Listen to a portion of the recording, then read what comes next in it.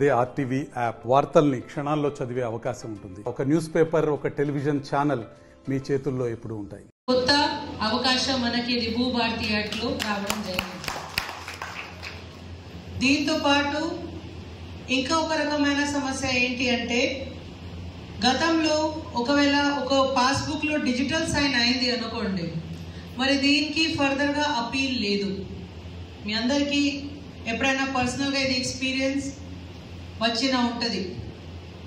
నాది పాస్బుక్ లో వేరే వాళ్ళు పేరు ఎక్కింది, నా సర్వే నంబర్ ఫలానా, నా సర్వే నంబర్ 253, నా పేరు భూమయ్య, కానీ ఇంకా ఒక భూమయ్య పేరు ఎక్కిన ఉన్నాయి. ఇప్పుడు ధరణిలో డిజిటల్ సైన్ అయింది, అతనికి పత్ర పాస్బుక్ వచ్చింది కాబట్టి నా ఎంఆర్ఓ నాకు ఏం సమాధానం ఇవ్వట్లేదు, నేను చుట్టూ తిరుగుతున్నాను. అలాంటి సమస్యలో కూడా ఇప్పుడు రివిజన్కి అవకాశం మన గవర్నమెంట్ మనకి ఇచ్చింది. అర్థం ఏంటి, మన కరెక్షన్ చేయగలుగుతాం. ఎంతకుముందు అది కరెక్షన్ ఆప్షన్ కూడా మన దగ్గర లేదు. సో అలాంటి చిన్న చిన్న సమస్య మన గవర్నమెంట్ ఏం చేసింది అంటే, ఒక మంచి మనసుతోటి రైతు గ్రూప్తో మాట్లాడి స్టేట్ పట్ట పాస్బుక్ లో పేరు లేదు, ముగ్గురు అన్న కొడుకు ఉన్నారు, అన్న తమ్ముడు ఉన్నారు, ఒక ఎంఆర్ఓ లేకపోతే ఎవరైనా పై అధికారి తమ్ముడికి నోటీస్ ఇవ్వకుండా అన్న పేరు మీద మ్యూటేషన్ చేశారు, వారసత్వం చేశారు అనుకోండి. టైటిల్ వచ్చింది, పట్టా పాస్బుక్ వచ్చింది, నోటీస్ ఇవ్వడానికి లేదు కాబట్టి జాయింట్ స్టేట్మెంట్ వాళ్ళు ఇవ్వలే అనుకోండి.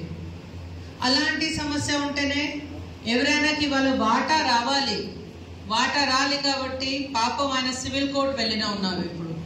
ఎందుకంటే గతంలో అలాంటి పిటిషనర్ మన దగ్గర వచ్చిన ఉన్నప్పుడు కూడా మనకు కూడా ఇదే సమాధానం చెప్పిన వాళ్ళు, ఏంటి మీది ఇంటి తగాదా మీరు సివిల్ కోర్టులో చేసేసేయండి కదా. కానీ ఇప్పుడు భూభారతి యాక్ట్లో నోటీస్ ఖచ్చితంగా ఇవ్వాలి. దీంతో ఏమవుతుంది అంటే, ఒకవేళ ఒక కుటుంబంలో సమన్వయంగా మీ అందరూ ఒప్పుకుంటే, మీరు ఇంటర్నల్గా డివైడ్ చేస్తేనే మీది జాయింట్ అగ్రి. మరిన్ని వీడియోస్ కోసం ఛానల్ ని సబ్స్క్రైబ్ చేయండి, లేటెస్ట్ అప్డేట్స్ కోసం వాట్సాప్ ఛానల్ ని ఫాలో చేయండి, అండ్ లింక్ డిస్క్రిప్షన్ లో ఉంది.